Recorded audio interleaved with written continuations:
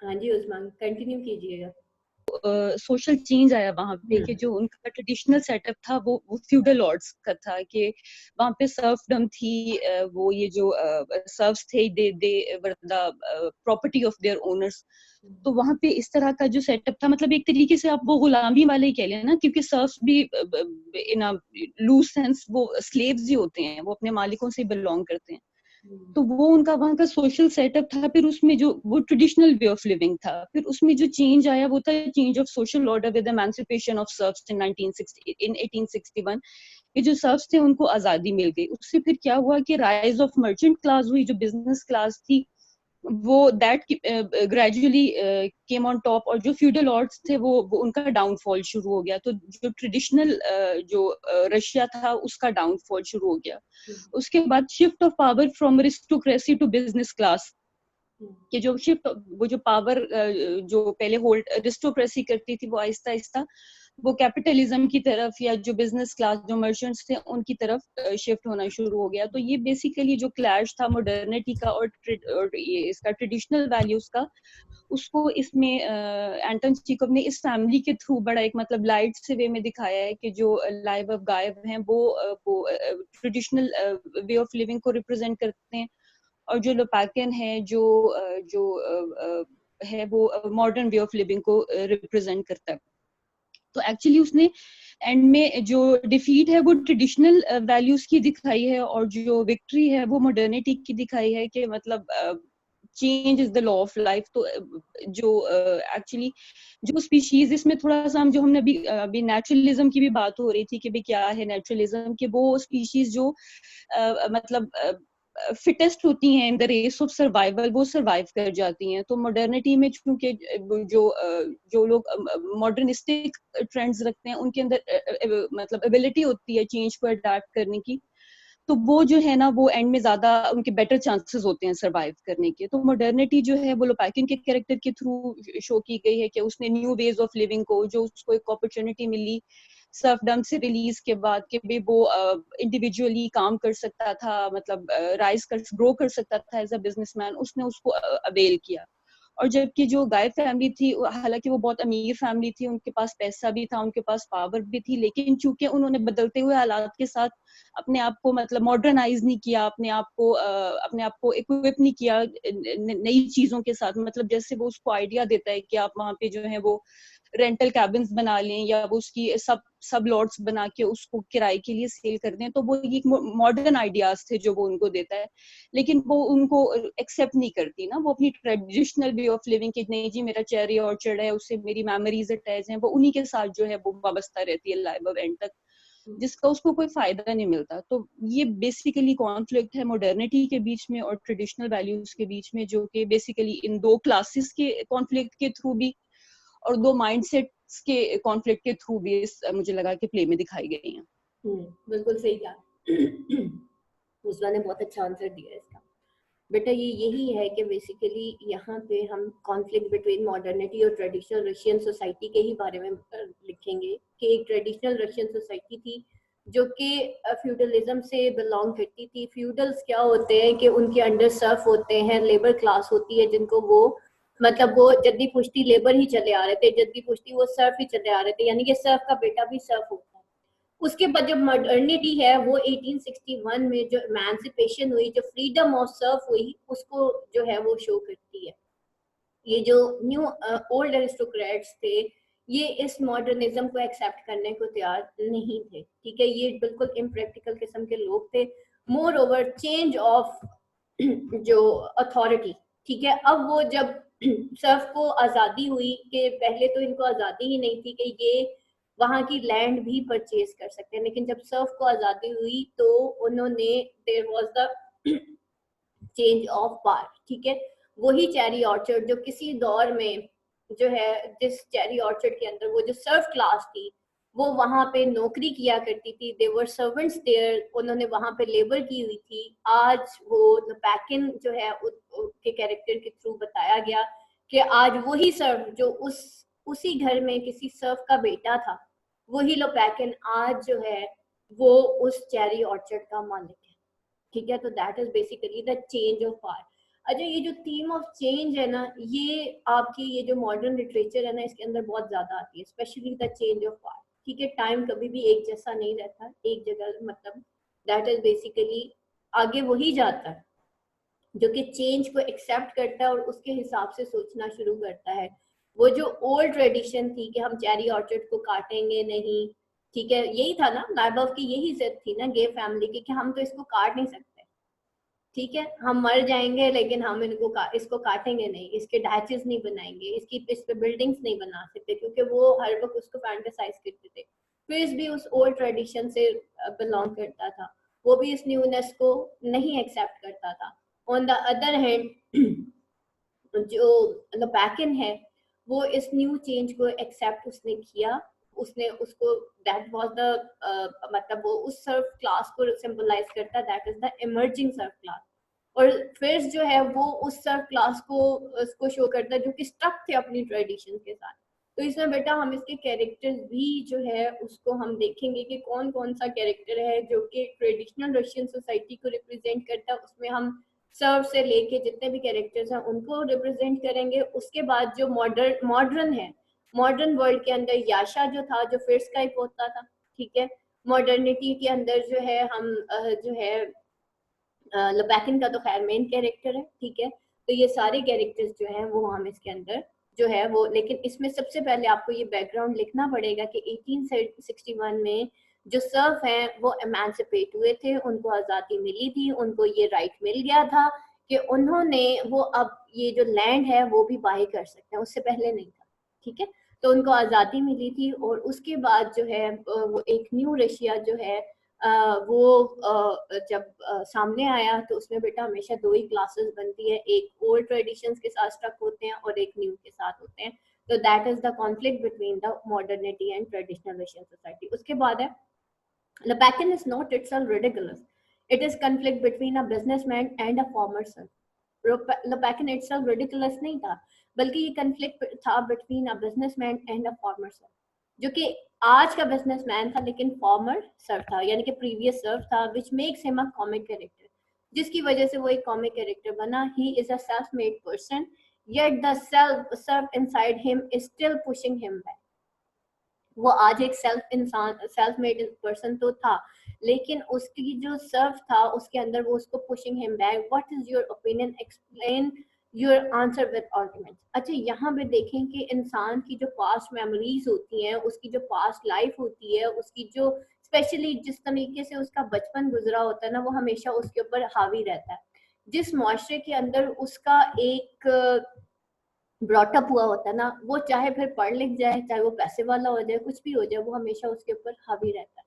ठीक है, वो कभी जाता नहीं। यहाँ पे देखिए लपैकिन जो है एक बिजनेसमैन था लेकिन वो एक फॉर्मर सर्फ था, ठीक है, यानी कि उसके अंदर वो देखिए एक जगह वो कहता है देखो मैं ये जो मेरी हर उसके एंड पे ना, मतलब वो डिसअपॉइंटेडली कहता है कि भाई मैं बिलोंग करता हूँ एक सर्फ क्लास के से, और ना तो मुझे पढ़ना आता है, ना लिखना आता है, ना मैं कुछ लिख सकता हूँ, ठीक है, यानी कि he was uneducated because he belong to serf class.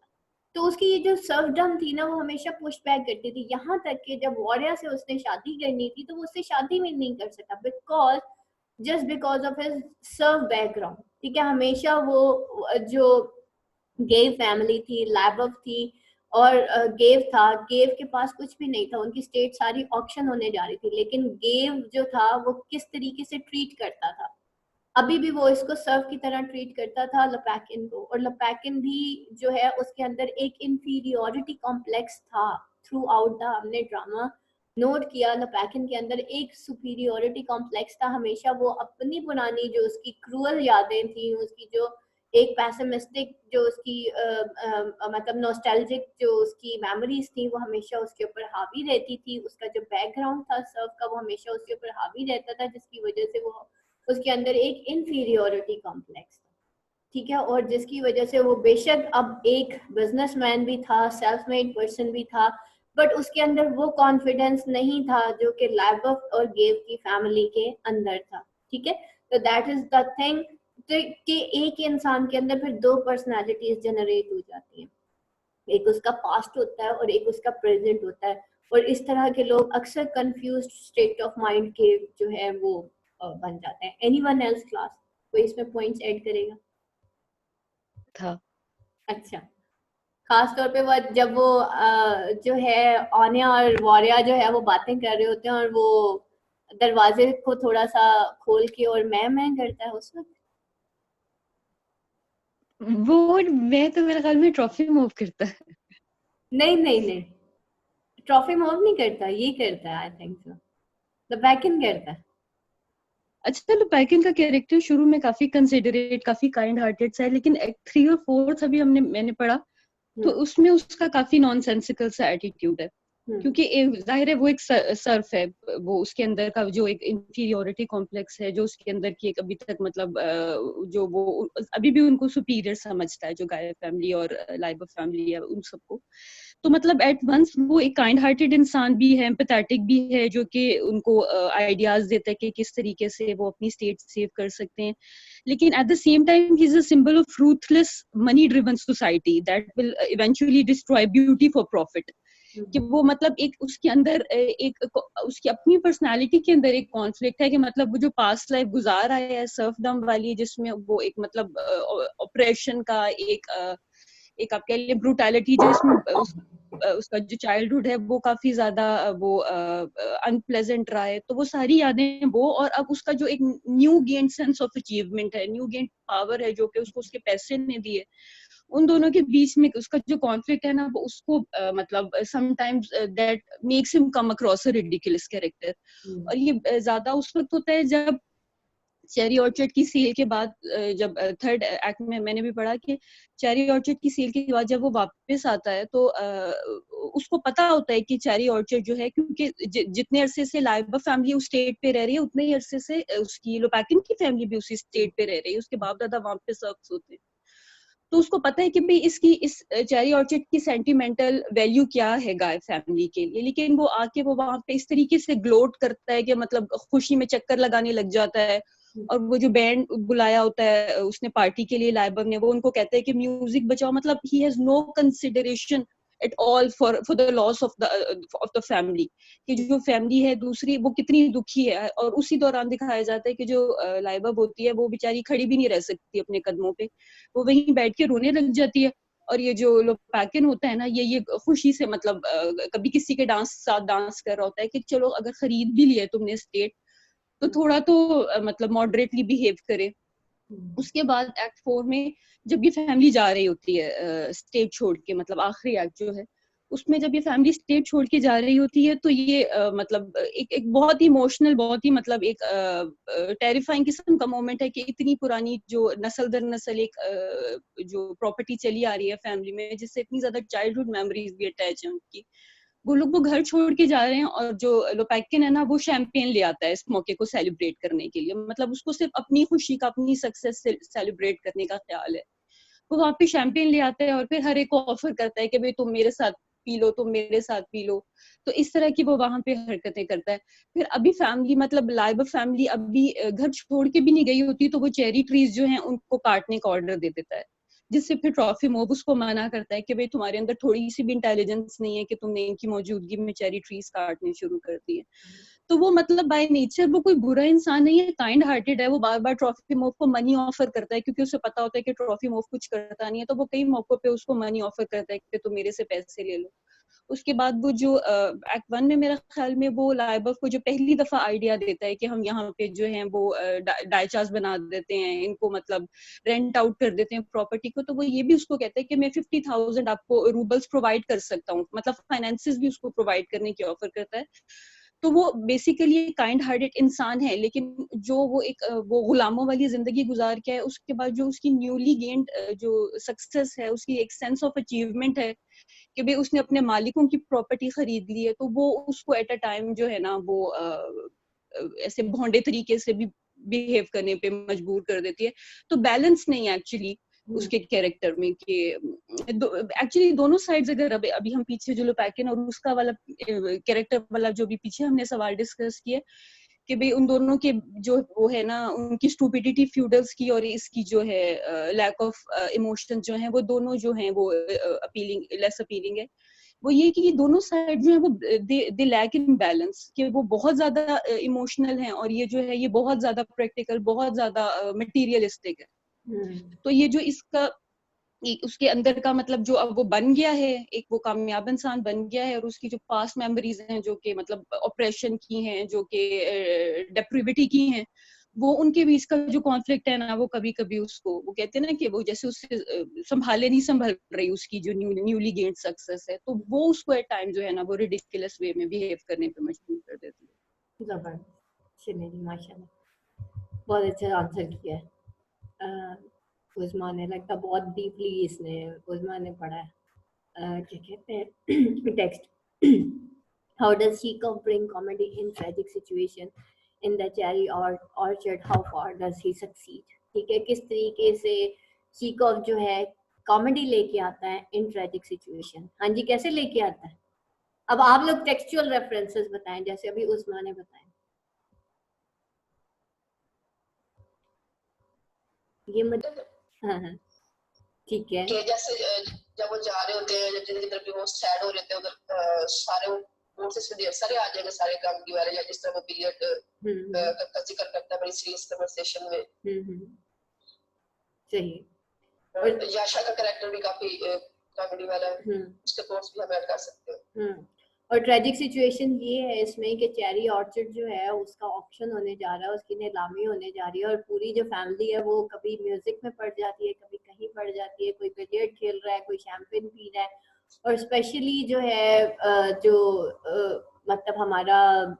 जो सेकंड जो पार्ट है एक्ट 2 और एक्ट 3, दैट इज बेसिकली वहां पे हम देखते हैं कि कितना ज्यादा वो कॉमेडी इन ट्रेजिक सिचुएशन, जब सब कुछ मतलब सामने आ जाता है तो इसके बावजूद जो है वो लाइबफ कहती है कि ये जो बाहर बैंड गुजर रहा है ना, जरा इनको बुलाओ, हमने इवनिंग में एक पार्टी करनी है। हालांकि जो है कुछ सेकंड रह गए या कुछ लम्हे रह गए हैं चेरी ऑर्चर्ड को सेल होने के लिए, लेकिन उसमें जो लाइबफ की अपनी स्टेट है जो सेल होने जा रही है, इसके बावजूद वो किस तरह से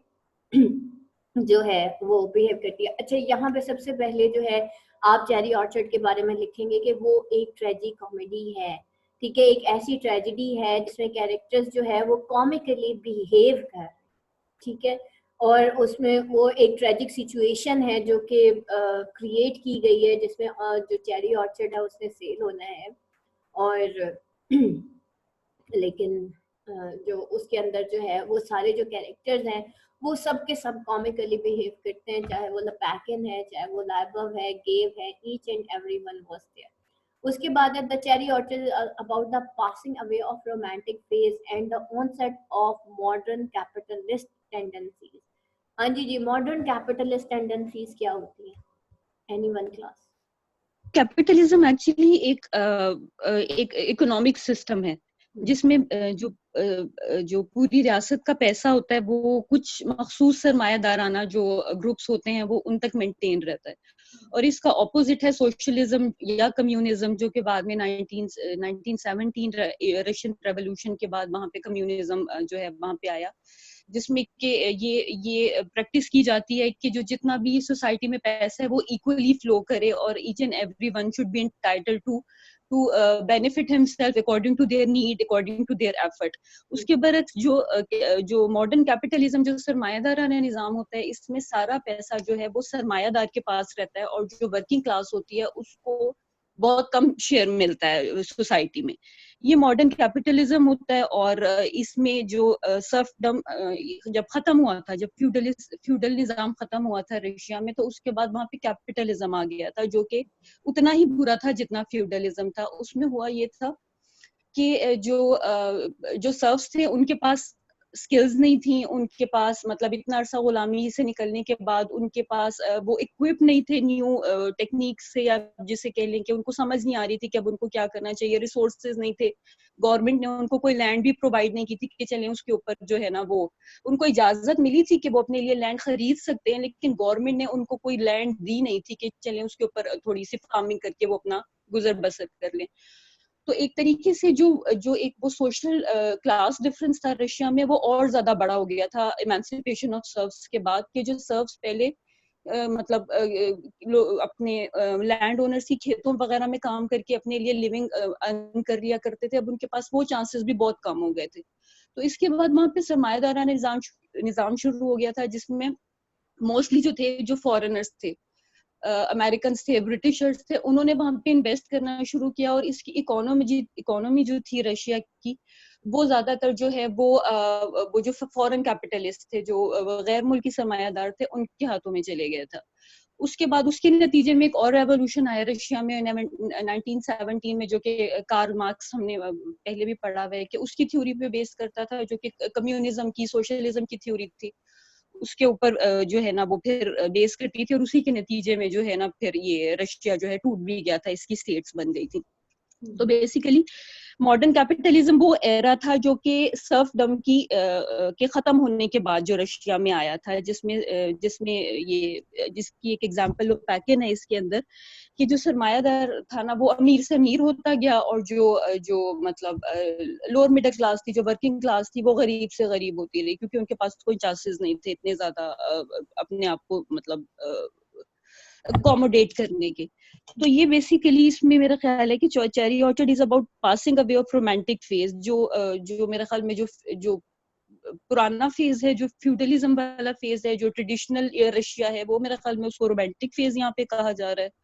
और onset of the modern capital tendencies के जो आने वाला वक्त है, जिसमें कि जो सरमायादार था वो काबिज हो गया रशिया के ऊपर, ये मोर और लेस मेरा ख्याल में ये सोशल चेंज वाला ही है, लेकिन इसमें हम सिर्फ इमेंसिपेशन ऑफ सर्व्स और जो वो चेंज ऑफ सोशल ऑर्डर है उस तक महदूद नहीं रहेंगे। हाँ जी, बहुत ज्यादा। एनकेएम में जी अच्छा, एनके में काफी ज्यादा डिटेल में इसके बारे में लिखा हुआ है कि उसके बाद जो आया एरा, मतलब सोशल रेवोल्यूशन से पहले का था, जिसमें सरमायादार हावी हो गए थे रशिया पे, उसके बारे में मेरे ख्याल में हमें लिखना पड़ेगा। अच्छा, यहाँ पे ना हम बस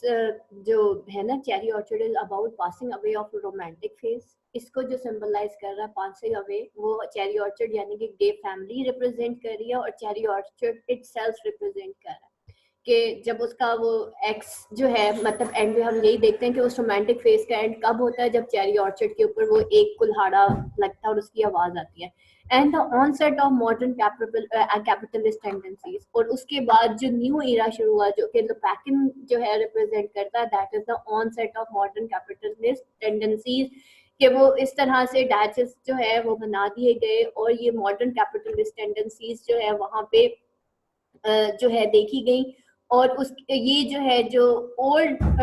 रशिया था, यानी कि जो कि फुल ऑफ ऑर्चर्ड था, चेरी ऑर्चर्ड्स था, या वहाँ पे इस तरह की खूबसूरती ब्यूटी बहुत ज्यादा थी, उसको खत्म कर दिया गया। और उसके बाद जो है वहाँ पे ये जो कैपिटलिज्म है वो बहुत आम हो गई, यानी कि पैसा जो है चंद बिजनेसमैन के हाथों में चला गया, और उन्होंने फिर वहाँ पे बैठ के जो है ये सारा राज किया था। तो that is basically the passing away of romantic phase, ठीक है, जो कि गे फैमिली रिप्रेजेंट करती है। And on the other hand जो है ये ऑनसेट था मॉडर्न कैपिटलिस्ट टेंडेंसीज का, जो कि गे लोपैकिन रिप्रेजेंट करता था। द अपकमिंग सर्व्स, जो बिजनेस क्लास थे, बिजनेसमैन थे, जो जिनका जो है जो सर्व से जिनकी से मतलब उनका एक चेन दिखाया गया सर्वडम से towards the business class, and then towards the मतलब उनके अंदर देखा गया कि वो सारे सेल्फ मेड इंसान थे। लेकिन उसका एक और रशिया के ऊपर इम्पैक्ट ये पड़ा कि वहां पे कैपिटलिज्म आम हो गई, और पैसा जो है चंद एक लोगों के हाथ में आ जाता है। देखिए बेटा, एक होती है कम्युनिज्म और एक होती है कैपिटलिज्म। कैपिटलिज्म में ये होता है कि पैसा उधर, मतलब फ्यूडलिज्म में तो ये है ना कि फॉर एग्जांपल एक, जैसे यहाँ सिंध में वडेरा सिस्टम है, और आप लोगों ने मारवी ड्रामा देखा होगा कभी, अगर मतलब हमने अपने दौर में देखा था, वो ये सिंध के वडेरा सिस्टम के ऊपर बना हुआ था कि वो जो गुलाम थे वो जद्दी पुश्ती गुलाम आ रहे थे, और वहां पे वो जो मारवी होती है एंड पे उसको कारीगर के मतलब मार देते हैं। क्यों? क्योंकि वो डॉक्टर बन जाती है, वो पढ़ लिख जाती है, वो वहाँ की जो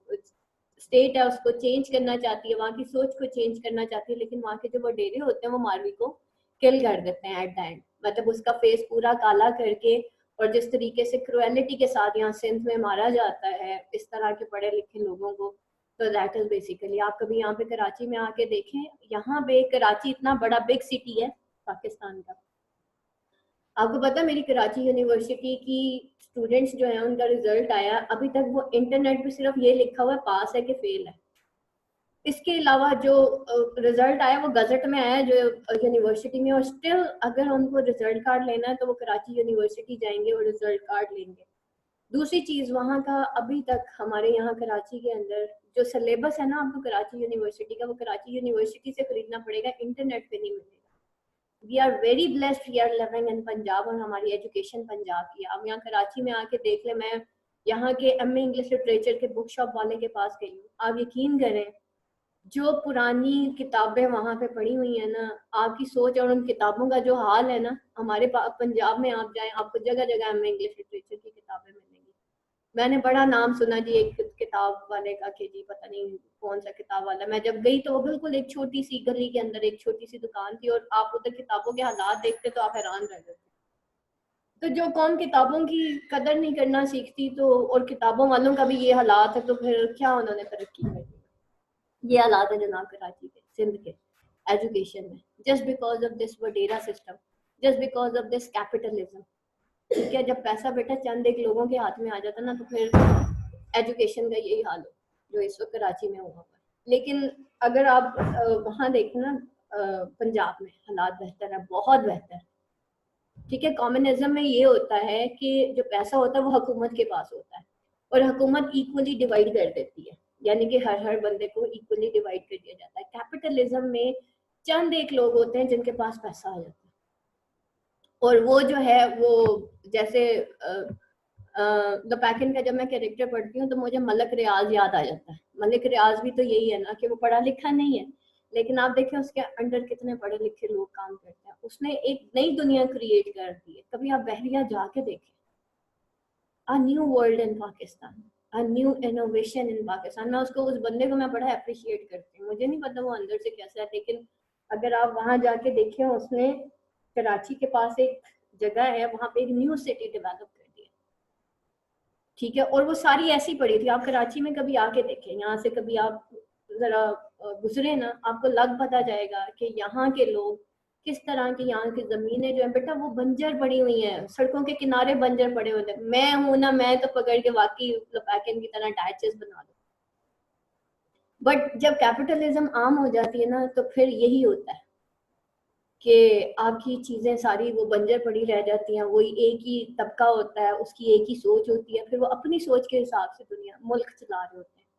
जबकि कम्युनिज्म में ये होता है कि इक्वली सबके दरमियान जो है वो डिवाइड कर दिए जाते हैं राइट्स, और फिर सब मिल के हुकूमत मतलब उनको जो है वो पैसा देती है। जैसे बहुत सारे ऐसे ममालिक हैं जिनमें हुकूमत जो है वो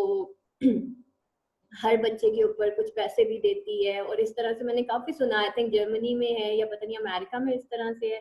कि उनको बाकायदा जो है कुछ अलाउंसेस मिलते हैं और इस तरह से। तो बेटा दैट इज द डिफरेंस। ठीक है, कैपिटलिज्म और कम्युनलिज्म ये दोनों एक दूसरे के ऑपोजिट है। कैपिटलिज्म में एक जो चंद एक लोगों के हाथ में पैसा आ जाता है और वो मुल्क रन करते हैं। कम्युनलिज्म में हुकूमत जो है वो अपना रोल प्ले करती है, और फिर वो तमाम जो है ना देख के असासे और उसके उसमें डिवाइड किया जाता है। तो दैट इज बेसिकली रशिया में उस वक्त जो न्यू कैपिटलिस्ट थी, ऑनसेट कैपिटलिज्म थी, वो आम हो गई थी। अगर उधर से सर्फ आजाद हुए थे तो इधर जो है दोबारा से एक और जो है वो पार जो है क्रिएट हो गई थी रशिया में, और वो कैपिटलिज्म की थी। लेकिन खैर हम इतना डीप में नहीं जाएंगे, जनरल आपको एक बताया है। That is basically romantic phase का एंड हो गया था with the cut off cherry orchard, और उसी कटिंग के साथ एक न्यू मॉडर्न कैपिटल टेंडेंसी जो है वो शुरू हो गई थी। इसके अंदर बेटा आप जनरल आप कहानी के रेफरेंस से ही लिखिएगा, क्योंकि चेरी ऑर्चर्ड के रेफरेंस से लिखना, ये मैंने आपको बहुत लंबा बता दिया, वो जस्ट आपके नॉलेज के लिए। चेरी ऑर्चर्ड जो है वो पासिंग अवे है ऑफ द रोमांटिक फेज। ठीक है, रोमांटिक फेज क्या था, represented by the Liber family. उसमें आप बताएंगे कि वो उनकी रोमांटिसिज्म क्या थी, लव और ये वो जो हमने फर्स्ट क्वेश्चन के अंदर जो है सारा डिस्कस किया था। उसके बाद जो ऑनसेट मॉडर्न कैपिटल, और वो जो है ऑनसेट क्या होने जा रहा था, लपैकिन जैसे जो मॉडर्न बिजनेसमैन लोग हैं, जो प्रैक्टिकल मॉडर्न लोग हैं, उनका ऑनसेट होने जा रहा था। उसके बाद क्या हुआ, कैपिटलिज्म का नुकसान हुआ या फायदा हुआ, आपने इसमें बेटा नहीं जाना। बस वो चेरी ऑर्चर्ड कट गया था, लोपैकिन उस स्टेट का मालिक बन गया था, और ये जो है जी ऑन साइड कैपिटल टेंडेंसीज, क्योंकि हमने सिर्फ यहीं तक पढ़ा है कि कैपिटल टेंडेंसीज वहां पे सेट हो गई थी, इससे आगे हमने नहीं जाना, ठीक है, कि उसका इम्पैक्ट क्या हुआ रशिया के ऊपर, हुआ कि नहीं हुआ, that is just you are just मतलब आपने चेरी ऑर्चर्ड के हिसाब से चलना। तो हमने यहीं तक ही चेरी ऑर्चर्ड पढ़ा था कि जी वो एक्स की आवाज आई थी, चेरी ऑर्चर्ड कट गया था और उसका मालिक कौन बन गया था, एक सर्फ क्लास से, एक इमर्जिंग सर्फ क्लास थी रिप्रेजेंटेड बाय लोपैकिन, और जो कि अब एक बिजनेसमैन बन गया था, जो कि उन मॉडर्न कैपिटलिस्ट टेंडेंसीज को रिप्रेजेंट कर रहा था, एंड दैट्स ऑल, ठीक है। इसमें बेटा सबसे बड़ी चीज आप लोगों ने चेरी ऑर्चर्ड का वो जो ट्रेजी कॉमेडी वाला क्वेश्चन है ना, उसी को मोल्ड करके इसमें देखना है कि एंड में उसका एंड ऐसे ही होता है ना कि एंड पे वो जो एक्स की आवाज आती है और फिर वो, तो basically that is the cherry orchard की जो क्वेश्चन है ना, उसका शुरू का सिर्फ पैराग्राफ चेंज कर दीजिएगा, उसका फर्स्ट पैराग्राफ आपने इंट्रोडक्शन इसके हिसाब से बना लेना है, और एंड में जो आप कंक्लूजन लिखेंगे वो भी इसके हिसाब से बनाएंगे, दरमियान में सारा जो मटेरियल है वो cherry orchard as a tragicomedy के हिसाब से आएगा। और उसके साथ साथ वो जो आप लोगों को दूसरा मैंने क्वेश्चन करवाया था ना, the conflict between the conflict और थीम ऑफ चेंज वाला, जो मैं आपको बार बार कह रही थी कि बेटा थीम ऑफ चेंज और थीम ऑफ मेमोरी, मेन आपके अब 4 क्वेश्चन ही हो गए, ठीक है। नंबर 1 आपके कैरेक्टर्स हो गए सारे के सारे, नंबर 2, और उसमें कैरेक्टर सबसे इंपॉर्टेंट किसका, लोपैकिन और लाइबफ का, ठीक है। नंबर 2 ये जो इनकी इमेच्योरली बिहेव करते हैं इनके सारे कैरेक्टर्स, ये आप सारा करेंगे। Number 4 theme of memory and theme of change, ठीक है, जो चेंज हुआ था। और नंबर 4 जो है आपका कॉन्फ्लिक्ट, ठीक है, conflict he basically theme of change को शो करेगा, कॉन्फ्लिक्ट ही आपका जो है new Russia and old Russia के दरमियान कंपेयर एंड कंट्रास्ट करेगा। यहाँ तक बेटा अगर किसी की कोई कंफ्यूजन है कोई भी, क्योंकि 2015 तक मैंने आपको आपके पास पेपर्स अपलोड कर दिए थे बेटा, वो आप खुद देख लीजिएगा, टाइम हमारा ओवर हो गया है। यहाँ तक अब अगर किसी का कोई क्वेश्चन है, एनीथिंग जो कल की ऑडियो सुनने के बाद समझ ना आया तो मुझसे पूछिए। कॉन्टेक्स्ट, ठीक है, कॉन्टेक्स्ट ओके मैम, और कॉन्टेक्स्ट जो है वो हर उसका सेम लिख सकते हैं या नहीं? यानी नहीं, यही तो स्टूडेंट ऑनलाइन बहुत जगह कॉन्टेक्स्ट जो है लाइक अ समरी लिखा हुआ है। हाँ जी, नहीं आप एनकेएम की बुक्स खोल के देखिए, किसी में भी कॉन्टेक्स्ट बेटा सेम नहीं लिखा होता, सिवाय जो आपका मॉडर्न पोइट्री है ना उसका कॉन्टेक्स्ट सेम हो सकता है, क्योंकि बेटा पोएम्स छोटी छोटी है।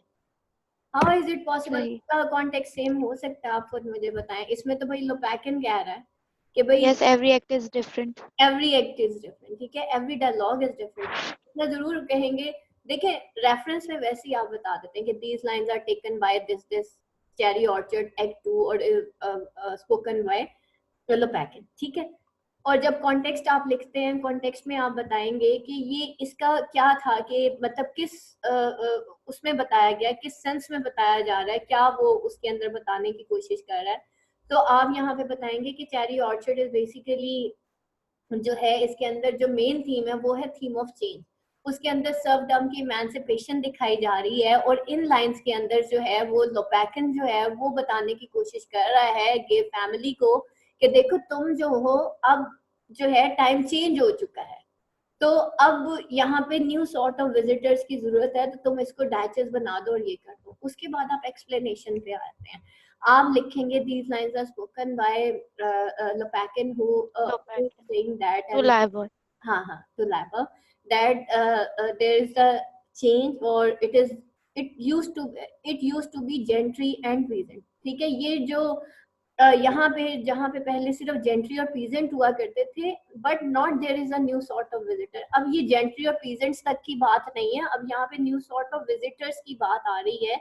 कि जो यहाँ पे आना चाहते हैं तो तुम उनके थ्रू कमा सकते हो। अब ये जो चेरी ऑर्चर्ड है वो सिर्फ जेंट्री और पीजेंट्स तक नहीं रह गया, अब टाइम चेंज हो चुका है, अब जो सर्फ है सर्फ क्लास जो है वो लिबरेट हो चुकी है, दे मतलब वो जो है मतलब इमेंसिपेशन उनकी स्टार्ट हो चुकी है। सो हम इस चेरी ऑर्चर्ड से बहुत कुछ कमा सकते हैं, तुम अपने कर्जे उतार सकती है and this and that so on. उसके बाद जब एक्सप्लेनेशन हम देते हैं तो हम इसमें ये बता सकते हैं कि वो यहाँ पे जो है जो न्यू सर्फ क्लास है उसको रिप्रेजेंट करता है लोपैकिन, उसका कैरेक्टर क्या सिंबलाइज कर रहा है, चेरी ऑर्चर्ड क्या सिंबलाइज कर रहे हैं, और ये जो न्यू वो जो विजिटर्स की बात कर रहा है ये that is representing symbolising the modernism, the modern Russia जिसकी नीड बन गई थी कि वो अब मटेरियलिज्म या इंडस्ट्रियलाइजेशन वहां पे हो और वहां पे वो लोग जो है वो कमाना शुरू करें। तो अब ओल्ड वैल्यूज खत्म होके न्यू में टर्न होती थी। That was the end of conclusion of this, that's all. Courts की बेटा जरूरत नहीं होती एक्सप्लेनेशन में, ठीक है, सिर्फ जस्ट आप देखेंगे इन लाइंस के अंदर क्या सिंबलिज्म है, क्या ये सारी चीजें, ये सारी मतलब ये सारा कुछ ना। अभी क्लास एंड होती है, मैं दोबारा से आप लोगों का मीटिंग कॉल करती हूँ। और कुछ फिजा, any question else, anyone else, किसी और का? मैम एक्सप्लेनेशन की लेंथ कितनी होनी चाहिए कि हम उस पे बस इतना ही टाइम लगाएं, ये नहीं, ना हो कि हम एक्सप्लेनेशन को चक्कर में बहुत कुछ लिखते जाएं और हमारा ऑब्वियसली वी हैव वेरी हाँ शॉर्ट टाइम टू अटेम्प्ट देखिए ड्रामा पेपर। आपके पास ना वो जो पेजेस होते हैं ना, पेज नंबर 1 2, वो उर्दू